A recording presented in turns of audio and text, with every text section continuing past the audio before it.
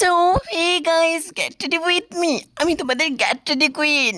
O my god, oh my god, আজকে আমি কোথায় যাবো এটাই তো ভাবছো? তো গাইস, আজকে যাবো আমি আমার দাদুর বিয়েতে। দাদুর বিয়ে কেন বললাম? তো আমার দিদা অনেক আগে মারা গেছে, তো দাদু আবার নতুন করে বিয়ে করছে, নতুন দিদনকে আনবে। তার জন্য দেখো আমি বিয়ে বাড়ি যাবো, কোথা থেকে রেডি হচ্ছে গাইস।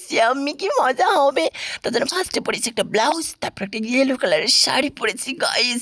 তারপর দেখো এখানে আইলাইনার মাস্কারা তো করতেই হবে, অ্যান্ড লিপস্টিক তো খুব ইম্পর্টেন্ট গাইস। দেখো লিপস্টিক পরে আমাকে কত কিউট লাগছে না, পুরো কুইন কুইন। অ্যান্ড আমি মেকআপ ছাড়াই কিউট গাইস। অ্যান্ড কানে তো দুল পরতে হবে, কানে দুল পরেছি। অ্যান্ড দেখো নাকে একটা নথ না বলে কেমন হয়। আর টিপ তো পড়বে, আমরা বাঙালি। অ্যান্ড শাড়িতেই নারী, তাই তো। তারপর দেখো এখানে বডি অয়েল তো লাগাতে হবে, যেহেতু ঠান্ডার সিজন গাইস।